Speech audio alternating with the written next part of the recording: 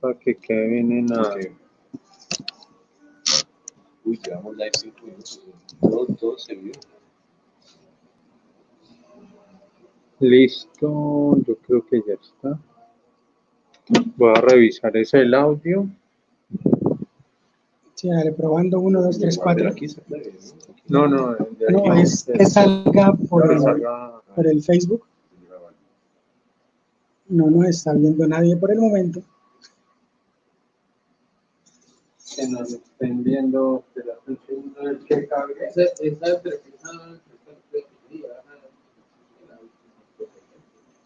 Ah, sí, esa de Universo 19. Cobertura Universo 19. La del último libro que presenté fue esa. No, la entrevista que le hiciste a Gustavo. Ah, la que dice. Ah, sí, la hizo un resto de gente. Oye, porque ese día, la última que hicimos, la del libro Abertura Universo 19, de Antonio Lamat, había un resto de gente acá. Conectados como unos 6. Si quieres ver haciendo como la presentación. Bueno, muy buenas tardes. Estamos aquí desde Oromo Café Librería, presentando nuestro conversatorio con Luis Miranda Echeverry, con base de su libro, acá, Una cucharada de dulce con 3 gotas de veneno, ¿está bien? Sí, Una cucharada de dulce con 3 gotas de veneno, publicado con Ediciones El Silencio y la editorial de la Universidad Santiago de Cali. Bueno, entro en la búsqueda y lo que se hace siempre, lo que se acostumbra es hacer una presentación corta de quién es Luis Miranda Echeverry. Espero haber encontrado la información correcta. Dice, Luis Miranda Echeverry nació en Palmira en 1981, reside en Cali, hizo 4 semestres de matemática pura en la Universidad del Valle, pero se enamoró de su profesora de teoría de conjuntos y se puso a leer a Borges. Es magíster en literatura colombiana y latinoamericana de la misma universidad. Es profesor de literatura en el Liceo Francés aún. En 2017, uno de sus cuentos, Valeria Lunera, que está incluido dentro del libro que vamos a presentar, mereció el honor de la tinta impresa en la versión de ese año de Cuentos cortos para esperas largas, el concurso del Festival de Literatura de Pereira. ¿Correcto? Correctísimo. Listo, bueno, vamos a empezar. Inicialmente estamos con Luis para hablar de Una cucharada de dulce con 3 gotas de veneno. Y algo que hablábamos ahora en exteriores es acerca de el proceso de Luis Miranda Echeverry para la escritura de estos cuentos. No todos desarrollamos como esa posibilidad, esas habilidades en la escritura narrativa. Quisiera que nos contaras un poco acerca de esos comienzos que hiciste, cuál ha sido el proceso que te llevó a la publicación, a la escritura de los relatos que componen Una cucharada de dulce con 3 gotas de veneno. Pues primero, buenas tardes, muchas gracias por la invitación. La escritura pues es algo que me gustó desde pequeño y cuando entré a literatura con mis pocos amigos aquí presentes, pues empezamos con el sueño de ser escritores y nos reuníamos para compartir lo que escribíamos y para corregirnos. Y como te decía ahora antes, creo que finalmente el proceso para llegar a estas narraciones fue un proceso de talleres de escritura.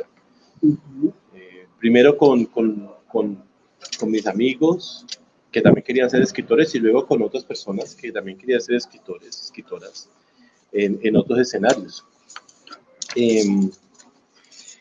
Y este libro en particular pues es la colección de 10 cuentos que algunos fueron trabajados durante mucho tiempo, otros pocos fueron, digamos, salieron un poco antes de que llegara esta publicación, que llegó gracias a que Freya Liz Quintana, otra compañera de la universidad, que es la directora de Editoriales del Silencio, me propuso que concursara en una convocatoria de estímulos.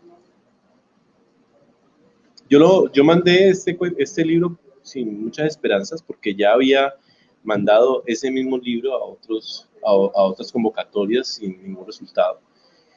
Pero esta vez pues eh, me dieron el estímulo y ahí salió el libro. ¿Sí?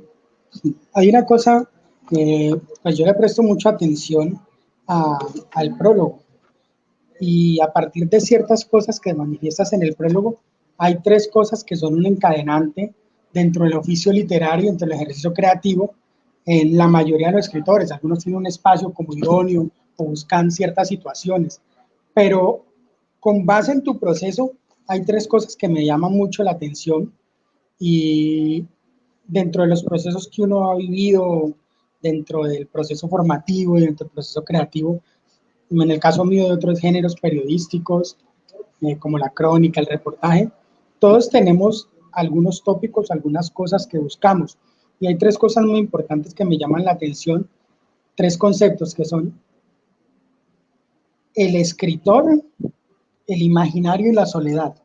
¿Qué buscas o cuál es ese espacio idóneo que encontrás para escribir? Porque aquí dentro del prólogo dice, tradicionalmente el escritor se le imagina solo, como aquel grabado de Goya en que el sueño de la razón engendra monstruos, en la soledad de su torre de marfil o en el abandono de su degradación. En el caso tuyo, y haciendo un paralelo con el grabado de Goya y con lo que contextualizas desde el ejercicio creativo, ¿cómo se da? Desde ese, ¿buscas ese imaginario, esa soledad, o cuál es el proceso personal que tú vives? No, pues sí, yo busco ese imaginario, por supuesto, sin lugar a dudas. Lo que pasa es que en la vida real pues no es así. Uh-huh. La soledad es súper importante para escribir, digamos. Es una de las cosas que es difícil de comprender en la vida cotidiana de una persona que se dedica a la escritura. Yo, por ejemplo, para poder escribir necesito estar completamente solo. Eso, pues, me ha traído muchos problemas, Uh-huh. sobre todo con las mujeres.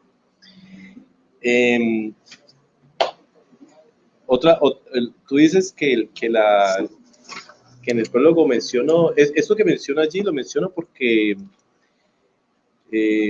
aunque uno tiene yo tengo esa necesidad, al Sí. final lo que hago no lo puedo hacer sin que existieran otras personas con las cuales yo convivo y vivo y con las cuales me pasan cosas. Porque finalmente la literatura es la escritura de la vida, pero mientras escribe, pues uno está fuera de la vida, como en otro, como a un margen de la vida. Pero no se puede escribir si uno no vive. Entonces, esa paradoja es como la que está planteada ahí.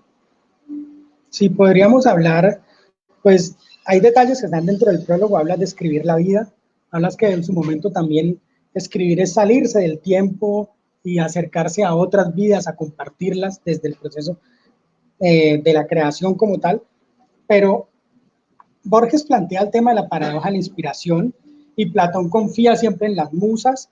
O define la creación literaria como un ejercicio netamente intelectual, algo casi matemático. ¿Cómo creas vos? ¿Hay ese ejercicio intelectual que te abstrae y que te hace documentarte, investigar, o es un impulso a escribir un relato el que se da en el caso tuyo?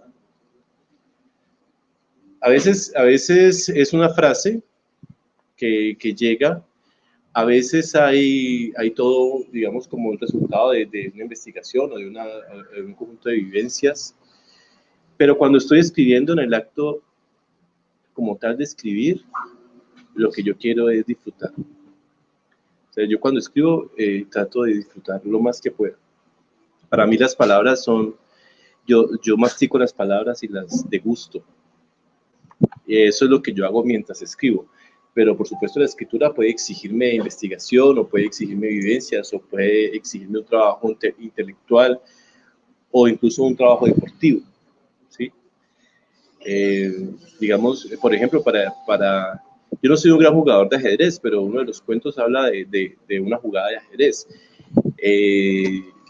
Si yo no jugara para nada ajedrez, no creo que lo hubiera podido escribir, aunque aunque la jugada como tal no se la debo a mi inventiva personal, sino que yo la busqué en mi hermano menor, que él juega mejor ajedrez que yo.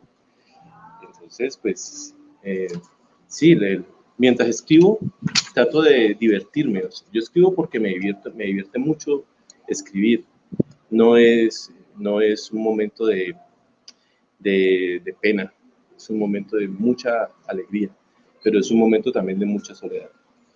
Ha habido, dentro de algunos de los relatos, yo encuentro que tratas temáticas, por ejemplo, en Parábola del Sapo, hay presencia de animales que tienen casi una interacción tipo fábula, porque pues uno mira las fábulas infantiles, Esopo, y de esas que uno leía cuando estaba niño, que siempre dejan un mensaje o una lección, un aprendizaje, y lo encontramos en Parábola del Sapo. Encontramos también, por ejemplo, sin querer ir a desglosar demasiado el contenido de los cuentos, porque la idea es que adquieran el libro y que conozcan el muy buen trabajo que ha hecho Luis en su propuesta escritural, pero nos encontramos que hay una búsqueda, hay una casa de fragmentos de relación en este caso, con la naturaleza, con las leyes mismas de la naturaleza, con los mundos, con las intertextualidades también,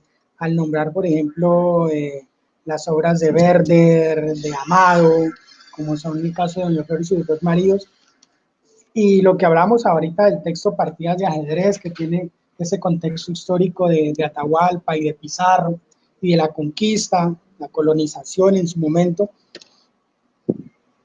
¿Hay en algún momento te has acercado pues al periodismo literario en el pasado, en tu proceso? Ciertos escritores algunos andan con libreta en mano buscando fragmentos de la realidad para contar tus historias. Cuando el salir a la ciudad y buscar o encontrar motivadores de la escritura se ha dado en tu proceso. Hay otras cosas que motivan además tu escritura. Sí, claro. No soy de los que sale con una libreta a dar una vuelta en el parque, pero me hubiera gustado hacerlo, la verdad. Me hubiera gustado siempre quise hacer eso, pero nunca tuve, algunas veces salí a la calle con la libreta de bolsillo, pero nunca fui capaz de sacarla, pocas veces. Sí, estuve en La Palabra, como tú, en ese experimento de periodismo súper chévere. Y claro que la calle, y como dije ahora, las vivencias, lo que ocurre todo el tiempo, puede despertar o puede inspirar o puede plantear una pregunta que uno dice, bueno, esto sí, hay que desarrollarlo, o puede traer una frase que sea una frase como una frase detonante de un cuento, ¿no? O de un texto. Sí, digamos, entiendo que lo que me dices es que hay un montón de cosas que pueden suceder, que le pueden suceder a uno y que pueden motivar la escritura, y sí, claro, digamos que hay momentos en los que me gusta más, por ejemplo, la historia, me gusta más, o me preocupa más contar qué es lo que ha pasado en este país, por ejemplo, porque me gustaría entender qué es lo que pasa aquí adentro que hace que todo sea como tan enrarecido, ¿sí? ¿Por qué unos niños tienen armas largas y quieren hacer las cosas que hacen los adultos y que no es loable? ¿Y por qué la gente aplaude eso? Porque una parte de la sociedad aplaude esas cosas. Sí, hay muchas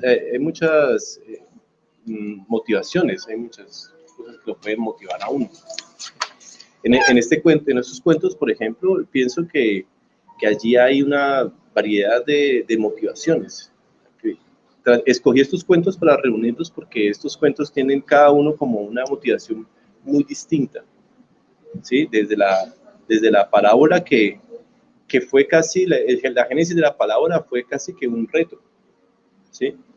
escribir una parábola tal y como se conoce, me llevó, por ejemplo, a descubrir que antes de la Biblia, antes de los evangelios, existe una tradición entre la cultura árabe que era la de los ejemplos, ¿sí? Y esa tradición llegó a la península ibérica pues por la invasión de los árabes a la península ibérica.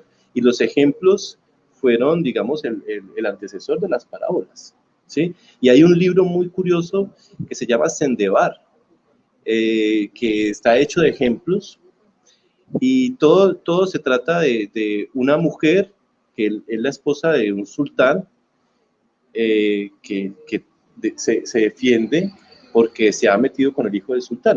Es una de las mujeres del sultán y se mete con uno de los hijos del sultán, pero detrás de una trama de que trata de motivar al hijo para matar al sultán y ella casarse, pues algo como la historia de Nerón, pues. Y es todo un juicio, y ella cuenta unas historias donde trata de justificar sus actos. Y los jueces son hombres, y bueno, etcétera. Entonces digamos que todo esto me llevó, el reto de escribir una palabra me llevó a todo eso, pero finalmente la parábola habla de algo que me sucede y que viví en Palmira con mis amigos que eran músicos, ¿sí? Y que teníamos la costumbre de irnos a tomar vino de caja en un parque y a tocar la guitarra.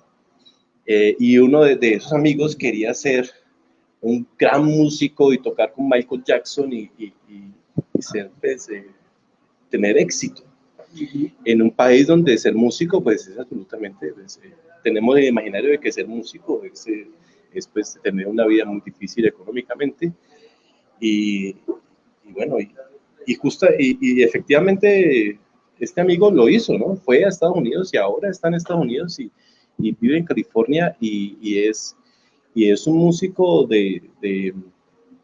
¿cómo te digo? Ha tocado con Alejandro Sanz, ha tocado con Antonio Carmona, sí, es amigo de Montaner, etcétera. O sea, la hizo, ¿sí? Y ese era su sueño. Sin embargo, había otros amigos que no, querían ser músicos porque querían descubrir cómo era esto de que uno toca una cuerda y sale un sonido, y ese sonido tiene otros sonidos adentro, que a su vez tiene otros sonidos adentro, y etcétera, etcétera. No les importa para nada el éxito. Entonces ese cuento, fíjate, es una investigación que me lleva a la península ibérica en el siglo VII, y es una anécdota de mi infancia en Palmira. Tenemos, gracias Luis, tenemos dos saludos. Marta Cecilia Ortiz Quijano. Hola Saludos a Marta, ¿cómo Luigi. estás? Poeta. Y tenemos a Menina Lúa. Saludito Luis. Si en algún momento Marta o Menina tiene alguna pregunta Menina Lúa es Mary. Hola Mary.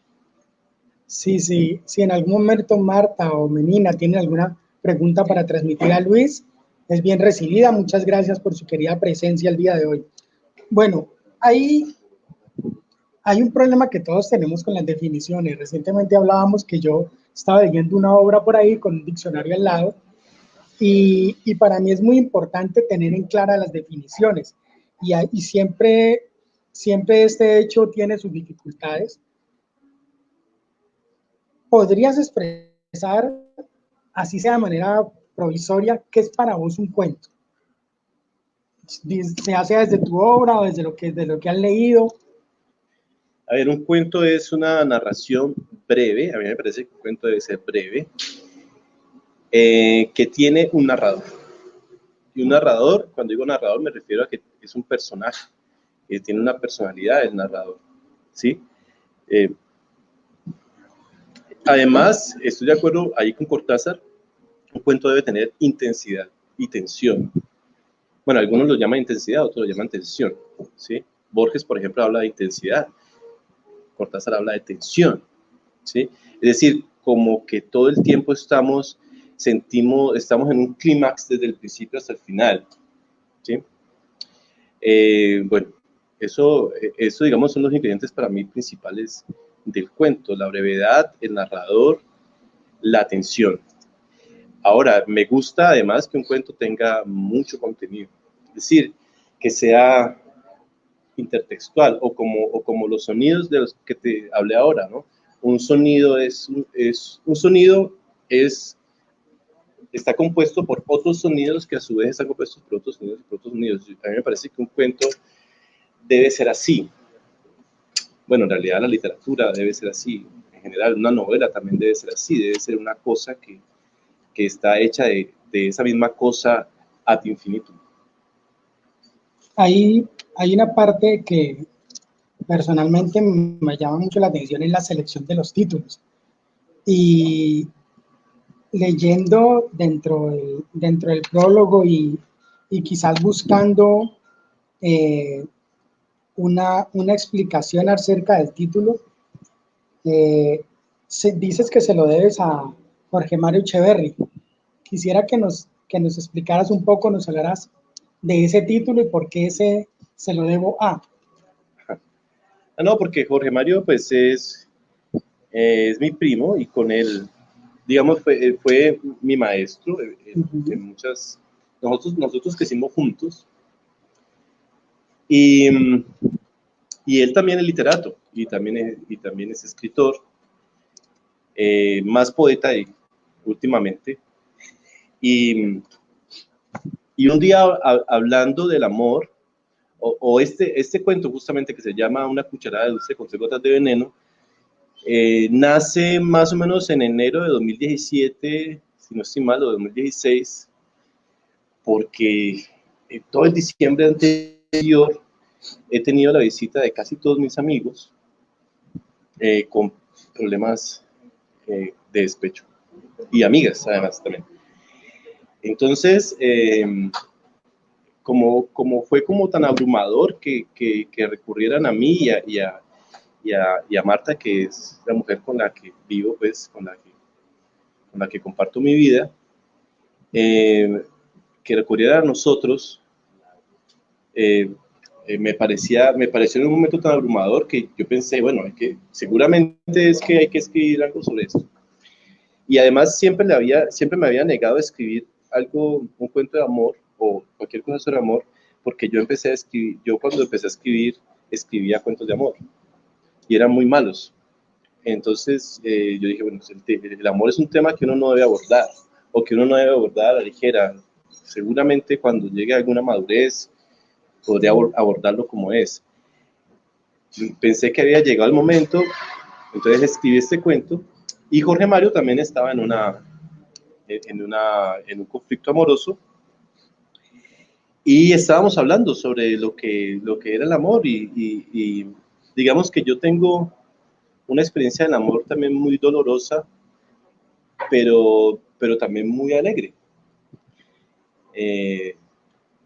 Otras personas no, para otras personas es absolutamente dolorosa, y esa expresión de que el amor es solamente dolor me parece que estuvo resumida en esta frase que en un momento dado Jorge Mario dijo, el amor es una cucharada de dulce con 3 gotas de veneno, ¿sí? Como dije, yo creo que él es más un poeta.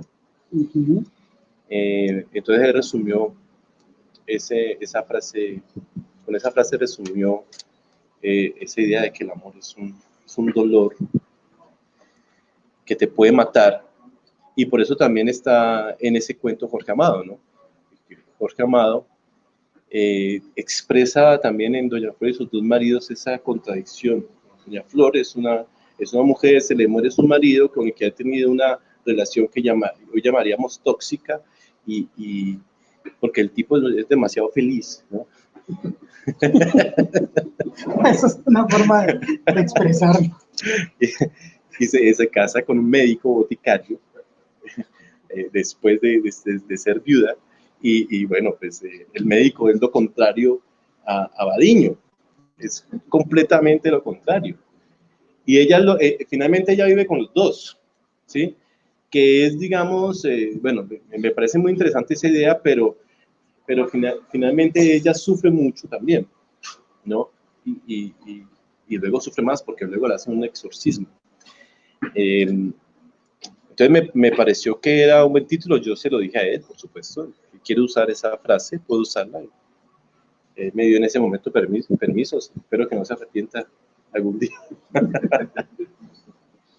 Hay una parte que encontramos al final del prólogo y que se ha convertido en una pregunta una constante entre las preguntas que yo hago. Y esta frase me llevó a repetirla el día de hoy.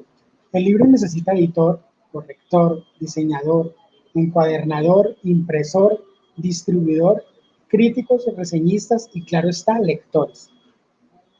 Desde el contexto al que nos lleva esta frase, ¿quién debe validar si tu obra está bien escrita y puede ser interesante de publicar? Los lectores, un maestro, un editor, un jurado, un consejo editorial, un corrector, un intelectual u otro escritor. ¿Qué opinión tienes sobre ese tema de la validación a partir de las cosas que necesita un libro? Bueno, no, yo pienso que el único que dice que un libro es bueno es uno mismo. Porque si uno se pone a esperar que los lectores digan que, que el libro que uno escribe es bueno, pues espere sentado. Y si uno espera un maestro, pues también. Igual, y yo creo que cuando uno se mete en esto de crear una obra, uno tiene que tener claro que es uno el único que puede juzgar finalmente si lo que está haciendo es bueno o es malo. Si no, pues va a tener muchos problemas, porque tú siempre vas a estar esperando que alguien valide lo que haces, y eso no es un buen negocio, digamos, para ponerlo en esos términos pragmáticos. No es un buen negocio, la verdad, querer ser o querer crear una obra, querer ser un creador y esperar que alguien lo valide. Yo cuando escribo trato de hacer lo mejor que puedo, trato de ser mejor que yo mismo. Ojalá que algún día yo lea sus cuentos y diga, pucha, yo soy muy bueno, pues, porque si no, la verdad es que no tendría ningún sentido para mí. Sí lo tuvo antes, o sea, justamente lo digo con mucha categóricamente porque siempre antes esperé que alguien viniera a decir, eso que escribes es bueno. Y por supuesto que siempre hay alguien que te dice que eso que escribes es bueno. Por lo general es tu mamá, o tu papá, o tus hermanos. Pero tú estás esperando ganarte un premio, tú estás esperando que el profe te diga, o que el escritor te diga, y pues eso puede nunca pasar, ¿no? Ejemplos hay muchos. Así que no, es uno mismo el que dice. Ahora, lo que yo digo allí es otra cosa, ¿no? Que de todos modos un libro, para hacer un libro se necesita un grupo de personas, eso no lo hace uno solo. Y yo lo digo allí porque siempre pensé que uno lo hacía solo, ¿no? Siempre, lo bacano de ser literato es que uno escribe su libro y no tiene... Cuando uno es músico tiene que esperar que llegue el baterista, que llegue el grupo, y no, pues en la literatura tú estás solo. Entonces es mejor, pero no, al final no es verdad. Uno no escribe solo. Gracias, Luis. Tenemos un saludo de Camilo Andrés Miranda. Camilón, ¿cómo estás, mi hermano? Dice qué alegría escucharte, hermano. Gracias, Camilo. Bueno, desde el contexto o el panorama editorial, últimamente he tenido la oportunidad de reconocer que se ha presentado una gran cantidad de publicaciones y de nuevas editoriales, de propuestas que hacen que quizás sea en este momento mucho más sencillo publicar y autopublicarse en este momento, que quizás serían como los términos allí. Con base en ese tema de lo que sucede desde las publicaciones, tengo dos preguntas. ¿Cómo percibiste el panorama editorial después de que te ganas el estímulo y se presenta esta oportunidad de publicar con la Universidad de Santiago de Cali y con El Silencio? ¿Cómo percibiste el panorama editorial para tantos autores que en este momento están deseosos de publicar, que han hecho un acumulado de su obra. Y por otro lado, en cuanto a la promoción de la obra, es interesante o es placentero o grato para un escritor desde cuando comienza esa andadura por la producción literaria, participar en la promoción de su libro y darse a conocer. ¿Ha sido fácil? ¿Cómo lo has percibido? Primero que todo el tema del panorama editorial, ¿cómo se da? Pues sí, yo soy nuevo. Lo que siento es que hay un interés generalizado en la literatura colombiana. Eso es lo que me he dado cuenta por lo que he leído, por lo que otros escritores con más recorrido dicen, ¿sí o no?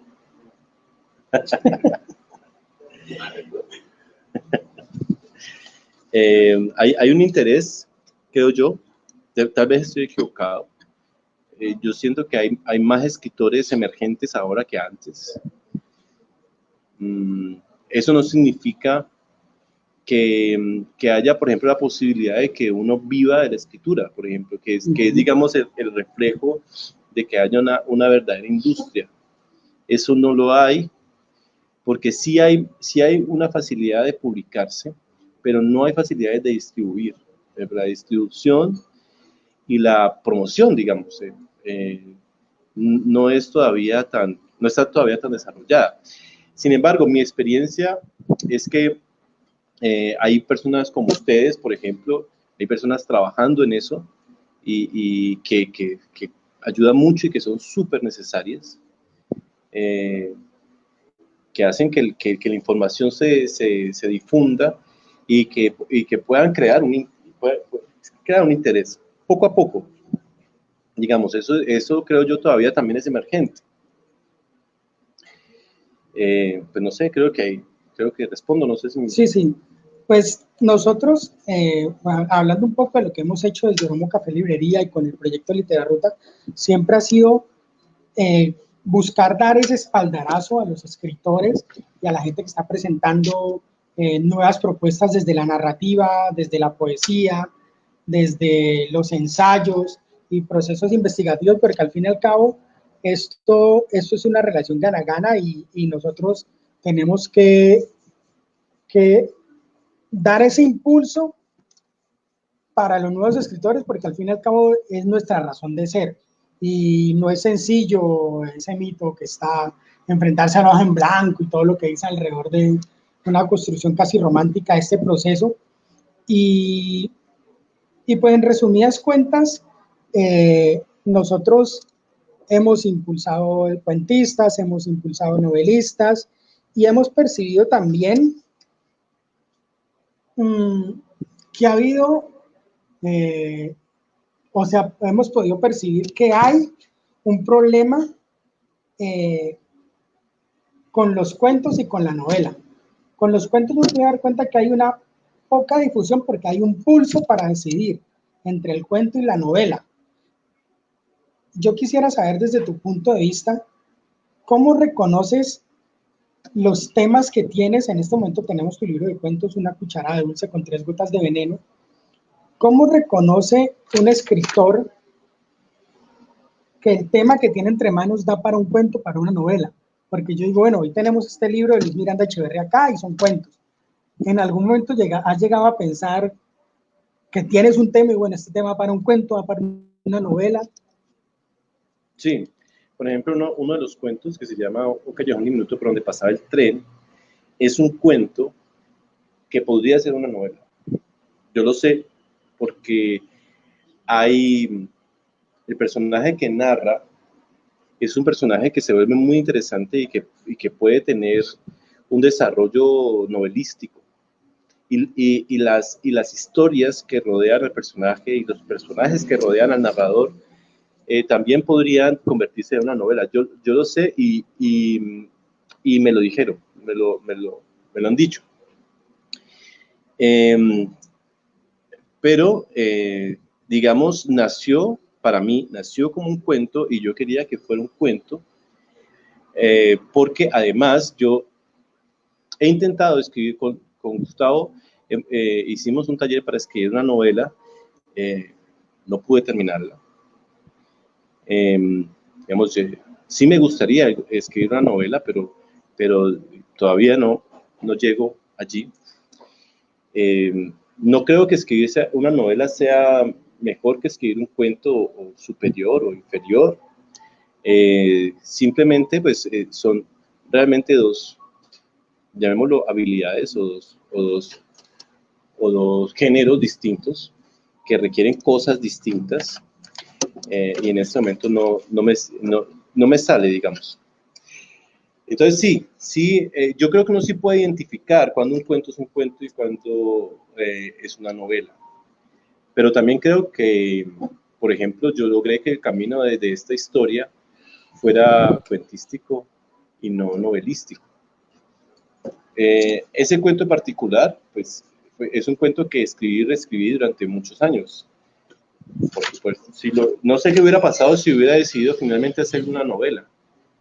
Yo quería que fuera un cuento porque a mí lo que más me gustan son los cuentos. Últimamente me gustan las novelas, pero a mí lo que más me gustan son los cuentos. A mí me gusta mucho leer cuentos. Entonces, pues por eso, finalmente hice cuentos. Este relato con el que ganaste el premio, tengo entendido que es Valeria Lunera, ¿fue el primer relato que nació de este libro de cuentos? No. Valeria Lunera, ya me llamó mucho la atención esa presencia de Renacuajo dentro de Valeria Lunera, porque pues es uno de los textos que uno tiene casi de memoria. Pero ahorita quisiera preguntarte sobre las ilustraciones. ¿De quién son? ¿Cómo es? Muy chévere la pregunta, sí. Las ilustraciones son de Julián Echeverry Anaya, sí, que es también primo. Es un artista y con él hemos hecho muchas cosas. Él ha hecho fotografía, luces. Y cuando él estaba estudiando arte visual, si no estoy mal, o diseño gráfico, cuando escribió Valeria Lunera, él dijo, necesito un cuento para hacer un cómic. Entonces yo le dije, no, pues yo tengo este cuento. Entonces él hizo un cómic de Valeria Lunera, que es más o menos, digamos, lo que sale aquí en el libro, son, digamos, algunas viñetas de ese cómic que él creó. Y pues como él había empezado a hacer eso, yo le propuse que hiciéramos esas ilustraciones, este libro con esas ilustraciones. Yo tenía muchas ganas de que este libro fuera un libro con grandes ilustraciones, no que fuera necesariamente un libro juvenil o un libro infantil, sino que fuera un libro con ilustraciones, porque a mí me gustan mucho las ilustraciones en los libros. Pues me gustan mucho los libros infantiles. Entonces, yo quería que este libro también tuviera eso de las imágenes. Y bueno, y también hay otra razón, y es que, por ejemplo, uno de los libros que fundan la literatura americana que se hace en América después de la conquista, es el libro de Guamán Poma, de Ayala, que se llama Crónica y Mal Gobierno, o Crónica y Buen Gobierno. Uh-huh. Y ese es un libro en el que las ilustraciones contradicen el texto. Es decir, que son dos libros. O sea, hay un libro que está en las imágenes y hay otro libro que está en el texto. Y a mí siempre me ha impresionado mucho. De hecho, pues ese libro es un poco la génesis del cuento de la partida de ajedrez, que es el cuento sobre Atahualpa y Pizarro. Entonces, sí, ese es Julián Anaya, se lo recomiendo. ¿Todas las ilustraciones son de Julián? Todas. No, perdón, también hay una ilustradora que se llama Gabriela. ¿Cuál es? Gabriela Castillo, que hizo la de las burbujas y la del eclipse rojo. ¿Sí? Esa. Ahí está. Sí. Acerca de, hay una pregunta que me surge, es acerca de los epígrafes. Veo que en Venganza está el epígrafe de Nietzsche, está también el epígrafe que está al inicio de la partida de ajedrez. Hay un epígrafe donde está de una cucharada de dulce con 3 gotas de veneno, que dice que es de un meme de Facebook. Así. Esa selección de esas entradas, de los epígrafes, en especial el de Nietzsche, ¿cómo se da? Pues llama mucho la atención, porque esa selección de ese epígrafe de Nietzsche, por ejemplo, que está Bueno, allí. te respondo, pero antes quisiera también hablar de Gabriela, Sí. que no hablé. Gabriela es Allá. una vecina de Palmira que también se crió conmigo. Y ella es diseñadora gráfica, si no estoy mal. Está ahora en Lisboa. Y desde Lisboa fue que ella hizo estos, o desde Portugal. De pronto en ese momento no estaba exactamente en Lisboa, pero también me parece una excelente artista, Gabriela Castillo. Los epígrafes, lo que pasa es que Venganza es un cuento sobre algo que a mí me toca mucho, y es pues la venganza. Y la venganza, según Nietzsche, es una deuda, ¿no? Viene de una concepción antigua, que es la cuestión de la deuda, y que también se puede ver en el Mercader de Venecia. Él hace este recorrido, ¿no? Él es un filólogo, entonces él hace este recorrido de la palabra, trata de explicar de dónde viene la palabra, no la palabra venganza, sino la palabra deuda. Y él llega a esto, ¿no? La deuda es igual a una venganza. Es la génesis. Entonces me parece muy interesante que al final, digamos, haya como una especie de concepto económico en el fondo de estos conceptos morales. Y bueno, y el cuento, pues, como tú ves, lo que cuenta es la imposibilidad de una venganza, o sea, o la sed de alguien que quiere que se venguen de él, porque necesita que alguien se vengue de él para poder estar en equilibrio y en paz. No alguien, pues, su víctima, necesita que su víctima se vengue. Busca eso. Entonces, es más o menos como la cuestión de los ¿cómo se llaman? Se me olvida, el gota a gota, ¿no? Sí, sí. Necesita cobrar, y en este caso necesita que le cobren, en el caso del personaje de la venganza. No sé si ahora lo de meme de Facebook, pues evidentemente es irónico. Sí. Porque el personaje de ese cuento, que es el cuento de una cucharada dulce, pues es un personaje que está fuera de sus cabales por amor, y tiene, digamos, nosotros tenemos como que la vaina de las redes sociales ha hecho que el amor, bueno, involucramos el amor en las redes sociales y las redes sociales en el amor, y pareciera que es que ya lo importante de lo que vivimos empieza a estar allí. Alguien me dijo que era peligroso colocar eso, porque de aquí a 10 años, cuando ya no exista Facebook o cuando ya no existan las redes sociales, pero yo no sé si pues, las redes sociales quizá evolucionen, pero no creo que dejen de existir. Ya el concepto de redes sociales ya no creo que deje de existir nunca, o va a pasar bastante tiempo para que deje de existir. Además, una red social pues existía antes de que existía Facebook, ¿no? Sino que no lo habíamos visto de esa manera.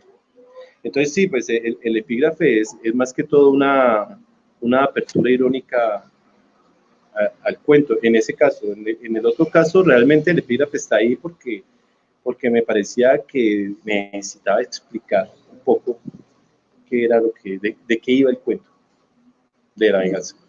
Tenemos una pregunta de las personas que nos han... Gustavo Bueno Rojas, te escuchamos, Gustavo. Quiero preguntarle a Luis, bueno, el libro de cuentos tiene digamos, un montón de géneros. Pues ya nos habló de la parábola, hay una obra de teatro, ¿no? De la partida de ajedrez. Hay cuentos, digamos, apolíneos, pues, la estructura normal del cuento, pues. Yo quiero preguntarle a Luis, le he preguntado este asunto, y es, ¿cómo hizo él, o cómo hace él en su trabajo de guionista? Porque además también hace obras de teatro, obras de teatro, ¿cómo hace él cuando se convierte en el guionista para elegir, ¿no? Los cuentos tienen un tono particular, digamos, como para elegir el tono y, digamos, ese género, ¿no? Que está ahí, que vaya acorde con la historia que quiere contar y con el tono que quiere imprimirle a esa historia? Así como géneros, ese libro tiene un montón de tonos. O sea, el de Valeria Lunera tiene una musicalidad que está aferrada al renacuajo, ¿no? Una métrica aferrada al renacuajo. La partida de ajedrez, digamos, es un tono serio, solemne, porque es el ajedrez, que yo creo que invita a eso, ¿no? Me acuerdo del cuento que salen a caminar por la calle, que van a buscar la melodía. La del tren. La del tren, sí, pues tiene un tono nostálgico, ¿no? También como buscando, explorando esas aventuras adolescentes, ¿no? ¿Cómo hace Luis para encontrar eso y que esa decisión de escritor vaya acorde con la historia que quiere contar, con la historia que quiere contar, con ese género que quiere explorar? De pronto la respuesta es tan simple que parece superficial. Hay cuentos como el del tren que nacieron de la nostalgia, digamos. Entonces, el tono viene como... Yo escribí muchas veces ese cuento y por más que lo traté de escribir de muchas formas, siempre... Yo no sé si lo que tú dices es igual a la voz, o sea, el tono siempre era el mismo y era de nostalgia. Y cuando yo intenté escribirlo sin nostalgia, era aburridor. Entonces algunos cuentos salen así, digamos que vienen con el tono. Otros cuentos, como por ejemplo el de la visita, que es un cuento mucho más, ese cuento es producto de un reto. Ese cuento es, ahora te decía a ti, te estaba contando que estaba en el taller de Alberto, se me olvidó el apellido, Rodríguez. Alberto Rodríguez en la Casa de la Lectura, y él dijo, hagan un cuento con estos 3 momentos dramáticos. Era una mujer que le ponía los cachos a su marido, la mujer, digamos, el nudo era que el marido se daba cuenta, ¿sí? Y entonces el desenlace era, pues, que había una separación. Pues era una propuesta muy... nada sorprendente. Yo traté de escribir ese cuento, pero no pude porque ese cuento, digamos, no me tocaba, no me inspiraba, y entonces finalmente lo que decidí es contar el cuento de una mujer que va a visitar a su hija, de una mamá que visita a su hija, que dice que su papá y ella han acordado tener un amor libre, ¿sí? Y el conflicto estaba más en la hija. Y entonces para contar esta historia, ahí sí yo tuve que pensar mucho el tono que iba a usar, porque podría ser muy melodramático, y si lo hacía melodramático iba a ser, pues yo no quería que fuera melodramático, pues me parece aburridor, me parece que iba a ser repetir, ¿sí? Y entonces escribí muchas veces justamente tratando de encontrar el tono en que se debía contar esa historia, y descubrí que el tono tenía que ser como el de una cámara de cine, es decir, con una distancia, una cámara de cine tal vez no sea el término apropiado, es decir, como una historia que sucede frente a una cámara, ¿sí? El narrador es una cámara y no tiene sentimiento la cámara, ¿no? Entonces, simplemente va a decir lo que ocurre, sin entrarse en ningún sentimiento, en ninguna emoción, y en cambio son los personajes que van a mostrar, como si fueran actores, van a mostrar las emociones. Me pareció que ese tono sí funcionó y se convirtió en un cuento que es un cuento pues, puro diálogo, ¿no? Puro diálogo y el narrador solo interviene para dar como unas circunstancias ahí. Entonces, pues yo creo que la respuesta es que para encontrar el tono, ¿cómo encuentro el tono? Pues cuando no viene con la inspiración, digámoslo así, o con la idea, porque a veces un cuento sale de una frase, cuando no viene así todo junto, pues hay que buscarlo y buscarlo hasta que aparece lo que lo que yo sentí cuando encontré este tono es que yo ya sabía lo que quería, pero no sabía plasmarlo. Entonces me tocó escribirlo muchas veces. Es una respuesta muy simple, porque finalmente pues, se trata de buscarlo. No sé si algún día encuentro una fórmula para saber, por ejemplo, bueno, si yo hubiera sabido, por ejemplo, que se iba a ser un cuento de género dialogístico, si me permiten acuñar eso, dialogístico, chejoviano, no sé, pues quizá hubiera sido más rápido. Pero pues en el caso de este cuento no sabía. Hay otros cuentos que sí sabía. Yo sabía, por ejemplo, que el cuento del tren iba a ser nostálgico porque se trata de unos adultos que se van a encontrarse con sus amigos de la infancia al barrio donde crecieron, y pues esto tiene que ser nostálgico, tiene que ser un encuentro nostálgico. Yo no creo que pueda ser de otra manera. La paradoja también me costó mucho trabajo encontrar el tono porque porque lo escribí también otras veces y cuando no tenía el tono apropiado, a mitad del cuento se descuadernaba, porque cuando el protagonista tiene que matar al zancudo, digamos que esa parte del zancudo no hace parte del género parábola, porque la parábola nunca se mete a narrar cosas tan minuciosas. O sea, la parábola es una narración general. Si no encontraba el tono perfecto, no iba a poder narrar lo del zancudo, y lo del zancudo era esencial para mí, es esencial para mí en ese cuento. Algunas personas me han dicho que ese cuento es malo por el zancudo, pero el zancudo es lo más importante del cuento. Entonces, yo finalmente, ¿cómo lo encontré? Leyendo las parábolas de Jesús. Allí estaba el tono porque finalmente Jesús, por ejemplo, cuando narra lo de los marranos, eso de los marranos si uno lo lee un poco, digamos, distanciado del dogma y de lo religioso y de la fe, resulta ser hasta cómico. Entonces, yo descubrí que es un tono que se parece mucho al de la cámara, pero no es exactamente el de la cámara. Allí la clave fue que Ray Andretti tenía que narrar esa historia, con su voz. Yo estaba haciendo la parábola en un omnisciente y no funciona. Tiene que ser como lo hacía Jesús o como lo hace en la Biblia, ¿no? Narrarla con su propia voz. Bueno, espero haber contestado. Gracias, bueno, al menos es una respuesta. Bueno, tenemos un saludo de Marino Millán. Muchas gracias, Marino. Saludo para Luis. Hola, Marino. Y tenemos dos preguntas ya que es el momento de las preguntas del público, en la que siempre pues hacemos el cierre de nuestros conversatorios. Tenemos una pregunta de tu hermano Camilo Andrés Miranda. Él pregunta, ¿qué tan importante es diferenciar entre los géneros que se escribe?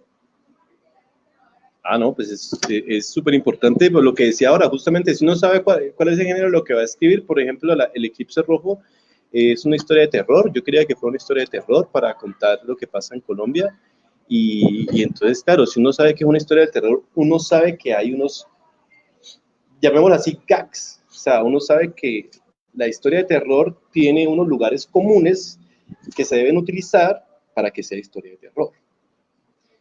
Y eso ayuda mucho a la construcción del cuento. Entonces, sí, es importante, pero no siempre las cosas vienen así con género y todo. A veces justamente lo del tren lo del tren apareció porque apareció esta primera frase del cuento y la frase del cuento quería más frases iguales y más frases iguales. Finalmente, después de escribirlo, me descubrí que lo importante era el narrador, que el narrador tenía una forma de contar el cuento. Si uno cuenta ese cuento con otro narrador, el cuento no tiene gracia. Entonces, allí. Listo, tenemos por favor tu pregunta. Gracias. Gracias, mira, yo tengo una inquietud particular respecto del cuento que se llama La Venganza.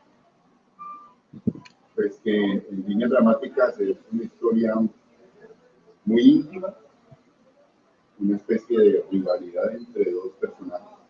Está en un momento muy íntimo que es un tatuaje, pero uno puede vislumbrar ciertos códigos o representaciones que hacen parte de un tiempo que está muy relacionado con nuestra historia actual, o al menos contemporánea, que es toda la cultura del lavaperro. Y cómo todo eso, digamos, nuestra pequeña violencia urbana, genera una cantidad de consecuencias en las cuales se ven inmersos hasta los propios amigos. No sé si la pregunta es, ese cuento tiene está, digamos, en una intención de representar un estado de la sociedad, o es solamente un encuentro de dos amigos que tienen una deuda. No, es lo segundo, es representar el encuentro, dos amigos que hay un personaje que quiere que o sea, que le hizo una embarrada a su mejor amigo, una embarrada fuerte, y no puede vivir tranquilo porque su amigo no reaccionó a esa embarrada. Lo lógico era que se vengara, porque son amigos, y como son amigos se conocen. Digamos que el hecho de que no se venga es como finalmente una traición al traicionero. Ahora, por supuesto que en la medida en que este cuento nació en una clase de James Cortés, no sé si te acordás, y es un cuento que nació por esa idea de la venganza frustrada. No es la venganza frustrada, es alguien que quiere que se venguen de él y es frustrado, y eso lo hace sentir peor, digamos. Pero como este cuento fue escrito hace como 10 años o más, cuando yo lo volví a escribir justamente para reunir estos cuentos, pues yo me di cuenta que es un cuento que habla de esa naturaleza, de esa violencia urbana que sucede, ¿no? Porque no sabemos qué es lo que le hizo el uno para ofender al tatuador, pero sabemos desde siempre que el que se tatúa es una persona que tiene poder sobre el otro. Que es tu amigo, pero tiene poder. Y digamos que la absurdidad del hecho de que yo quiero que se vengan de mí y estoy frustrado porque no se vengan de mí, me parece análoga a la absurdidad de las razones por las cuales nosotros nos matamos en Colombia. Y esos dilemas de poder que existen entre personas que se conocen desde hace mucho tiempo y que terminan asesinándose entre sí o cobrando venganzas absurdas. Entonces sí me pareció, después cuando yo lo volví a leer y cuando lo quise recomponer, dignificar, me pareció que sí estaba latente esa dimensión del lavaperros, ¿sí? Sobre todo, digamos, en el momento en el cual él sabe que si no hace algo contra este personaje, las personas que lo rodean y que hacen parte de su círculo de poder van a empezar a devaluarlo a él no como persona, sino como miembro de esa sociedad, esa sociedad, digamos, no sé cómo llamarla, podrida, no sé, esa sociedad terrible de lavaperros, de narcotráfico. En fin. Entonces me pareció que no nació para contar eso, pero sí me parece que era una buena analogía. Listo. Hay una pregunta de Menina Lua. Dice, ¿cuál es el cuento que más ha disfrutado escribir? ¿Qué más he disfrutado? Que disfruté allí, no, pues que todos los disfruté mucho, pero por ejemplo, Valeria Lunera lo disfruté muchísimo porque era como una canción, ¿no? Era como escribir una canción. Entonces ese lo disfruté muchísimo. La visita lo disfruté mucho porque cuando lo terminé de escribir, fue un periodo muy corto de tiempo para escribirlo, y cuando lo terminé de escribir, pues estaba muy contento porque digamos que rápidamente logré algo que no había logrado antes, que era justamente descubrir cuál era el tono. Pero digamos, para responderme, el que más me gusta es Valeria Lunera. El que más me ha gustado escribir es Valeria Lunera. Bueno, voy a terminar pues ya el día de hoy con una de las cosas que más me marcan mucho a mí acerca de los cuentos. Encontramos relatos de terror, encontramos en su momento relatos que uno podría entender que es una catarsis del escritor, relatos donde hace remembranzas de tu juventud, de tu relación con tus amigos. Yo citaría, por ejemplo, el relato Cuadra o el relato Un callejón diminuto por donde pasaba el tren, donde están esos momentos, las referencias buscando la melodía, las referencias de la salsa, de las tabernas, los bares que uno, pues obviamente casi todos los caleños hemos visitado esos bares y hemos tenido nuestros lugares donde nos reunimos con los amigos. Y tengo algo, pues eso es uno de los aforismos que encontré hace poco en un libro del profesor Álvaro Bautista Cabrera, que dice, entre la verdad y la mentira de un cuento está la ficción. A más ficción, la verdad se consolida. Ya no es una mentira, sino un cuento literario. Si yo te hiciese una pregunta con base en ese aforismo sería, ¿hay una diferencia entre cuentos y ficciones para Luis Miranda? Eso es como filosófico, güey. Pues la ficción es, digamos, un conjunto más grande y dentro de ese conjunto están los cuentos. ¿Puedo responder así? Sí, directo y al punto. Una cosa con la que no me quiero quedar, ¿por qué el relato Partida de Jerez, por qué lo escribiste a modo de obra de teatro? Porque ese es un fragmento de una obra de teatro que escribí Sí. por allá en 2011, creo que terminamos de escribirla con un amigo que es historiador, que nos encontramos por cuestiones de la vida y resulta que estábamos interesados en escribir este momento de la historia que yo no conocí sino hasta que estudié la maestría, por ejemplo. Entonces me parece súper importante nos parecía súper importante que se difundiera que este momento existió en la historia de América, el momento en el que un emperador de América se enfrentó a un conquistador español de tú a tú, ¿sí?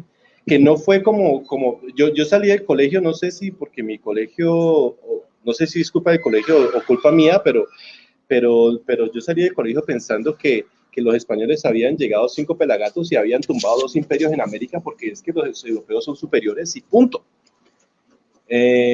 Bueno, esa obra de teatro responde a cómo fue el proceso, cómo sucedió eso de que llegaron unos españoles.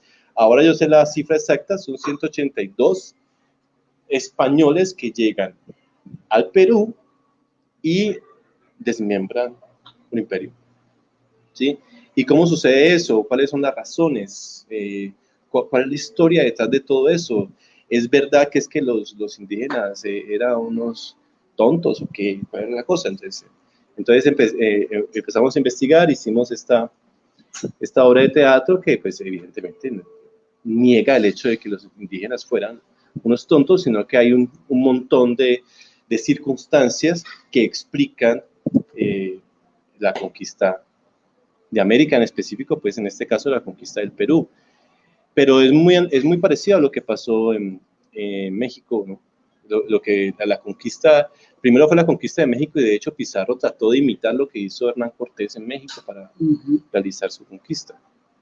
Bueno, creo que pues ha sido todo por hoy. Realmente, Luis, muchas gracias por tu tiempo, por tu presencia el día de hoy. Muchas gracias Con mucho gusto. por una cucharada de dulce con 3 gotas de veneno. Quiero recomendar mucho este libro, lo pueden conseguir aquí en Oromo Café Librería. De igual manera también están pues las redes sociales de Ediciones El Silencio. Pueden comunicarse también con Luis si es viable por tu red social, que es mi red social, Instagram. Pues en Facebook estoy como Luis Miranda, en Instagram soy Pello Argüello. Creo que ya esas son. Sí, esas son. En Twitter también. Porque también hay Facebook y más cosas. Creo que Ediciones del Silencio tiene Facebook también. Sí. Bueno, Con entonces, mucho gusto. Pues agradecemos mucho la querida presencia de todas las personas que nos acompañaron aquí.